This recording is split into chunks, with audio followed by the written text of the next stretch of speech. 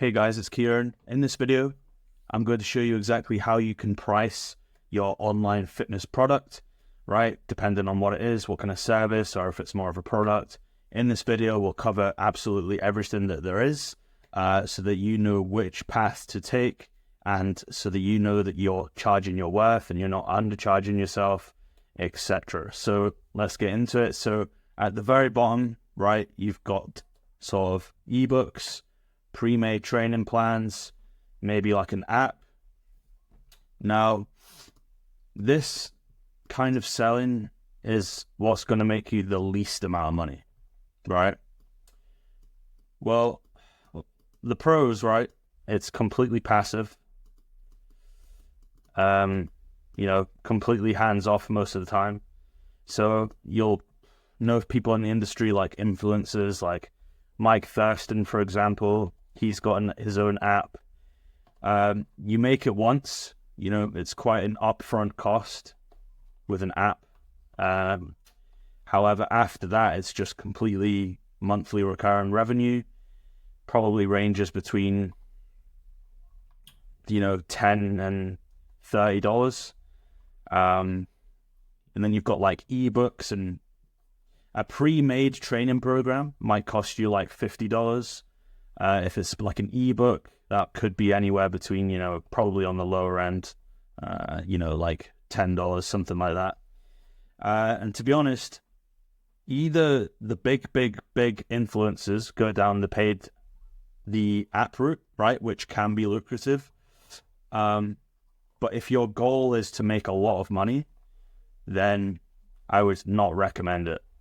Even if you're just starting out, none of these options are particularly good for anyone who has less than 50k followers, right? Even then, if you went down one of these routes, you are massively leaving money on the table. Like when I see influencers who are just selling training programs, that's it. I can tell that they don't know what they're doing. They're probably not making much money at all. Probably just a few grand a month. They usually have like discount codes for companies as well, because they've got nothing better to sell. So if you don't want to be that person, right, who actually has a lot of followers and not able to monetize their audience, then you're going to want to keep watching to one of the next steps. So next we have the next range, right?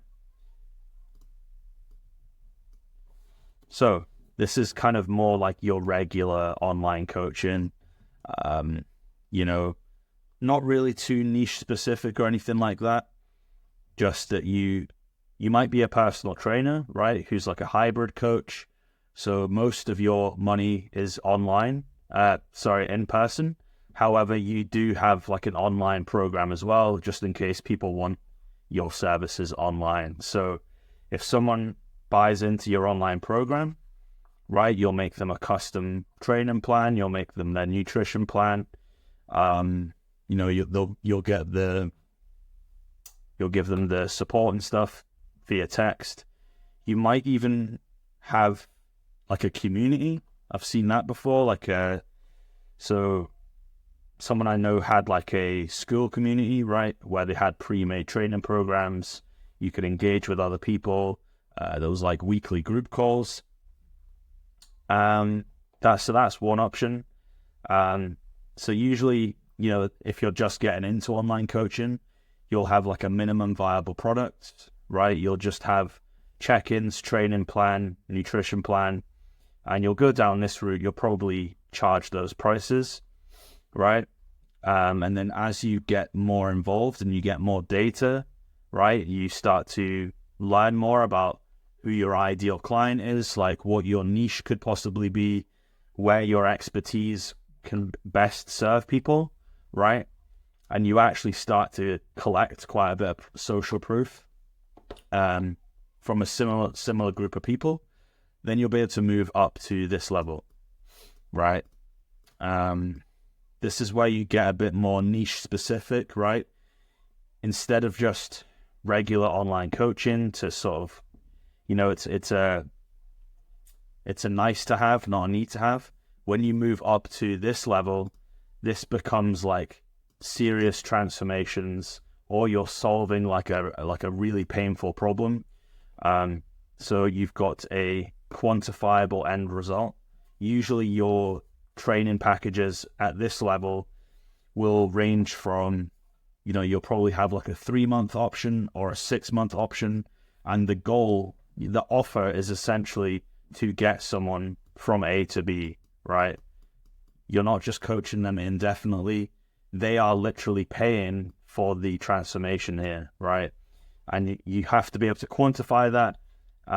You probably might have some like a guarantee in place, and it just gets a bit more serious. Because the people that pay for this are the people who are probably wanting to make a really serious life change.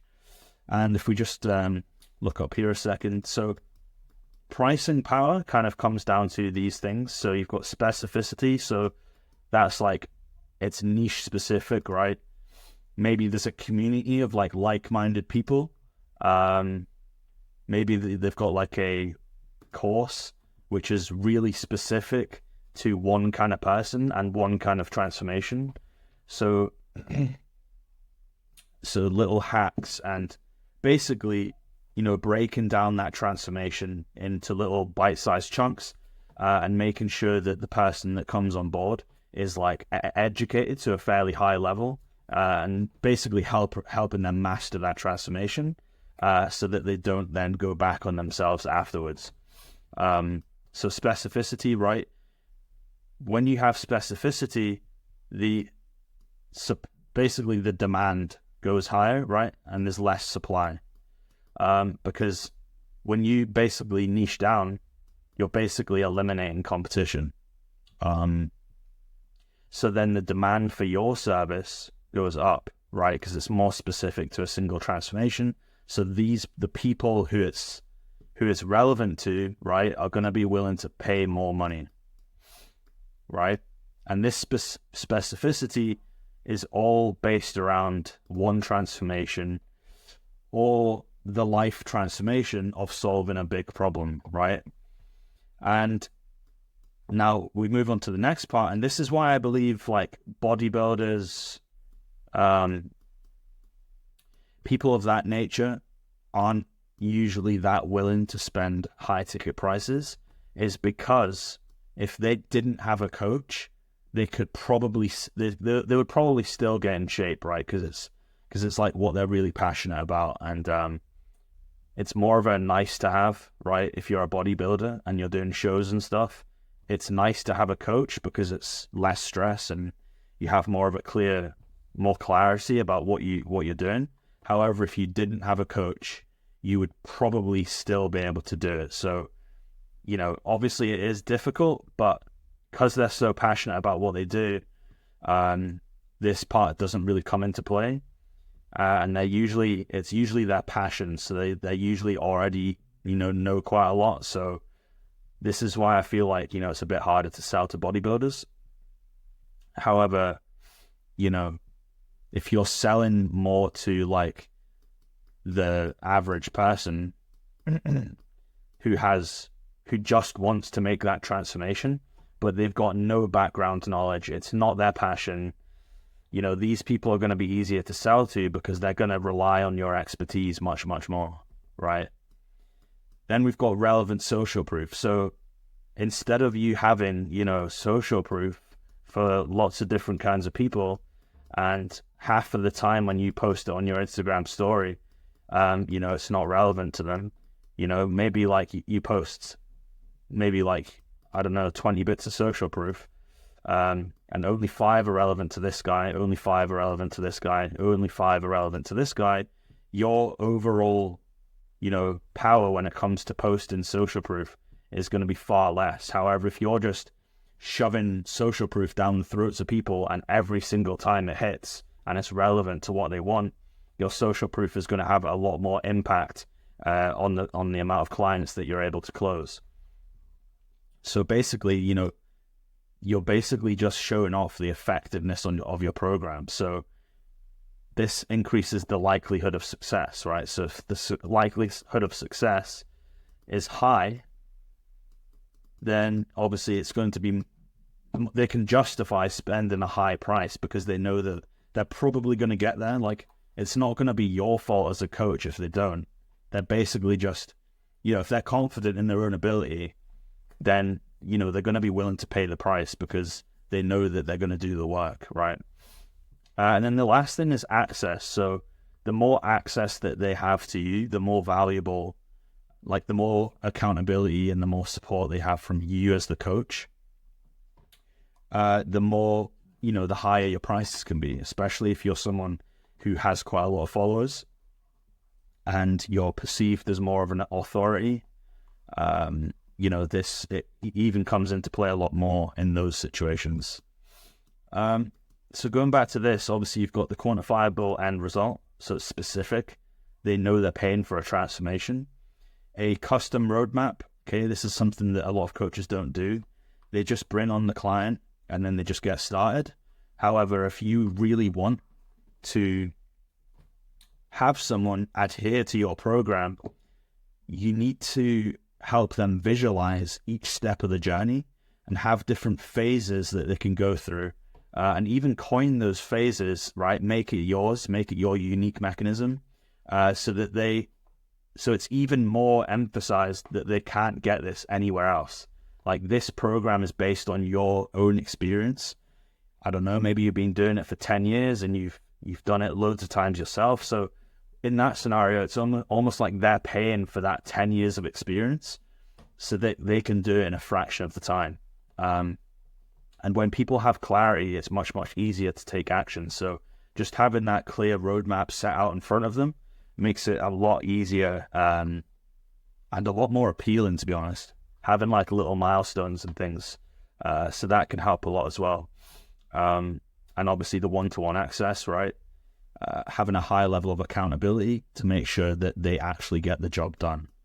And coming back to this as well, if you've got a community of like-minded people and you've got a community and group calls, that's just an extra reason to want to be in this program, especially if they're surrounded by people who maybe don't have the same passion as they do for whatever this thing may be.